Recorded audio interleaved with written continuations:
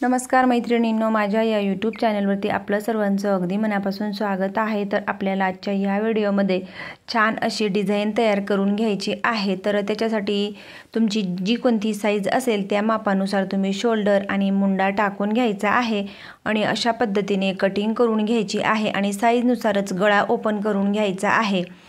तर त्या मापानुसार मी इथं गळा ओपन केला 2 इंचावरती आणि गळ्याची खोली आहे 10 इंचाची।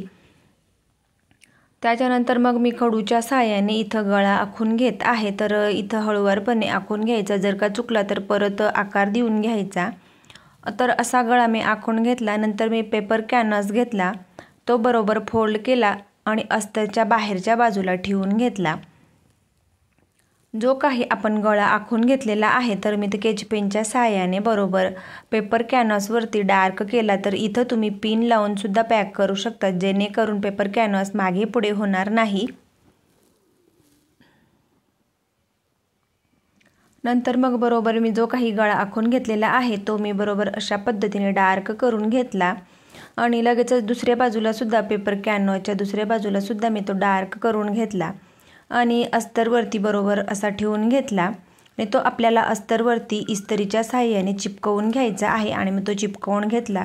नंतर मग जो काही तुमचा ब्लाऊज पीस आहे, तर माझा हा असा ब्लाऊज पीस आहे आणि त्याच्यावरची डिझाईन गळा रुंदी खूप आहे, त्याच्यामुळे मग ते चालणार नाही, म्हणून मी असा गळा तयार करून घेत आहे।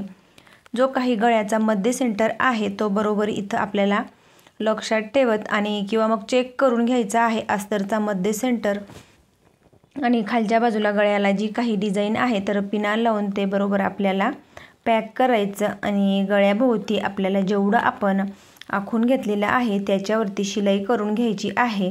आणि खालच्या बाजूला जे काही डिझाईन आहे त्याच्यावरती स्टोन आहेत, म्हणून खालच्या बाजूला सुद्धा आपल्याला चेक करून घेत जायचं आहे।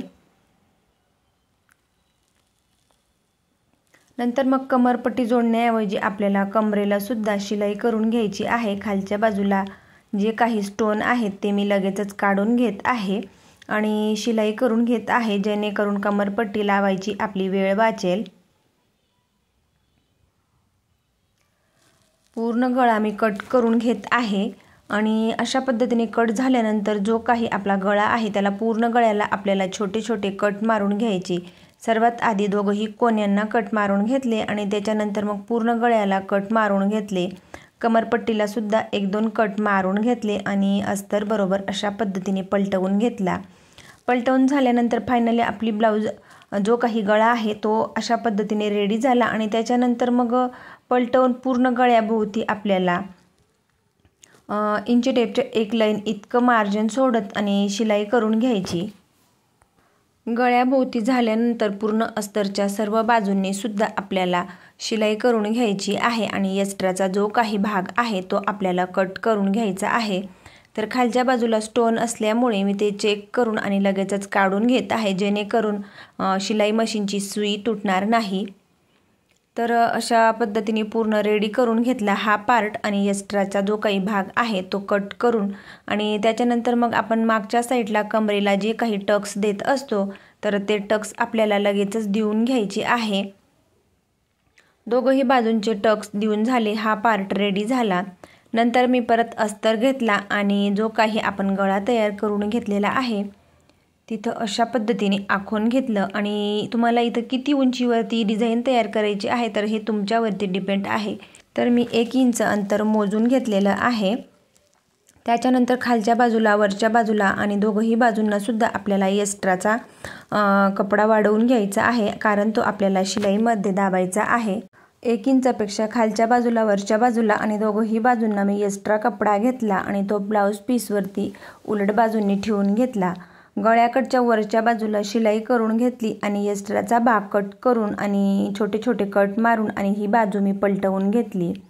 पलटवून झाल्यानंतर वरच्या बाजूला परत शिलाई करून घ्यायची आहे आणि तुम्हाला खालच्या बाजूला जर का शिलाई करायची असेल तर तुम्ही लगेचच करू शकतात। खालचा भाग थोडा ओबडधोबड आहे तरी सुद्धा चालेल, कारण तो आपल्याला खालच्याच बाजूला ॲडजस्ट करायचा आहे।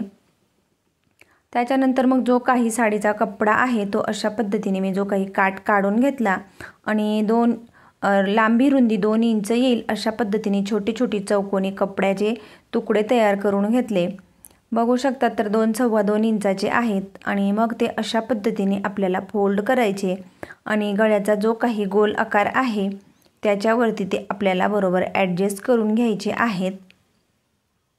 आपण जो काही जेवढा गोल गळा तयार करून घेतलेला आहे तर तेवढ्याच जागेवरती आपल्याला या चौकोनी कपड्यापासून छान अशी डिझाईन तयार करून घ्यायची आहे। तर इथं तुम्ही तुमच्या आवडीनुसार गोल किंवा मग अशा पद्धतीने त्रिकोणी डिझाईन तयार करू शकतात। तर पूर्ण गळ्याला मी ते बरोबर लावून घेतली आणि शिलाई करून घेतली आणि त्याच्यानंतर मग जो काही आपण हा पॅच तयार करून घेतलेला आहे तर तो खालच्या बाजूला अशा पद्धतीने मी ॲडजस्ट करून घेत आहे। तर हा ऑप्शनल आहे, तुम्हाला जर लावायचा असेल तर लावू शकतात किंवा मग तशीच डिझाईन ठेवू शकतात। तर मी तो खालच्या बाजूला बरोबर साडीच्याच ब्लाऊज पीसच्याच कपड्याचा तयार करून आणि अशा पद्धतीने ठेवून बरोबर ॲडजस्ट केला आणि बरोबर एकसारखं शिलाई मार्जिन पकडायचं आणि कुठेही जागा कमी जास्त होणार नाही, एकसारखं पकडून आणि बरोबर गळ्याभोवती आपल्याला शिलाई करून घ्यायची आहे। तर परफेक्ट पकडायचं आहे जेणेकरून गळा लूज होऊ नये, याच्यासाठी मग शेवटी लॉक करायचं, मशीन मागे पुढे करून आणि तिथं लॉक करून घ्यायचं। त्याच्यानंतर मग इथं आपल्याला लेस लावून घ्यायची आहे। तर लेससुद्धा ऑप्शनल आहे, तुम्हाला लावायची असेल तर लावू शकतात किंवा मग नसेल लावायची तर नाही लावू शकत। तर इथं मी अशा पद्धतीने हिरव्याच कलरची बारीक लेस वापरून घेत आहे। तर सर्वात आधी जो काही खालचा भाग आहे तर गळ्याला मी इथं लावून घेतली आणि त्याच्यावरती आपल्याला लगेचच डबल शिलाई करून घ्यायची आहे। तर मी ते इथं स्किप केलेलं आहे। नंतर मग आपण जो काही पूर्ण गळा आहे तर त्याच्यावरती लावून घ्यायची आहे आणि एक्स्ट्राचे धागे दोरे आपल्याला कट करून घ्यायचे आहेत। तर बघू शकतात पूर्ण गळ्याला लेस लावून आणि मी तिच्यावरती डबल शिलाई मारून घेतली आणि ते मी तुम्हाला इथं दाखवलेलं नाही, डबल शिलाई तुम्ही आठवणीने मारून घ्यायची आहे। तर फायनली आपली ही साधी आणि सोपी खूप छान अशी डिझाईन तयार झालेली आहे। तर मैत्रिणींनो, माझा व्हिडिओ आवडल्यास लाईक करा, शेअर करा आणि चॅनलवरती नवीन असल्यास चॅनलला सबस्क्राईब करून जवळच असलेल्या बेल आयकॉनला प्रेस करा, म्हणजेच माझ्या अशा येणाऱ्या नवनवीन व्हिडिओची अपडेट तुम्हाला येत राहील। आणि ही ब्लाऊजची डिझाईन तुम्हाला कशी वाटली हे मला कमेंट करून नक्की कळवा, तुम्ही सुद्धा एकदा नक्की ट्राय करा।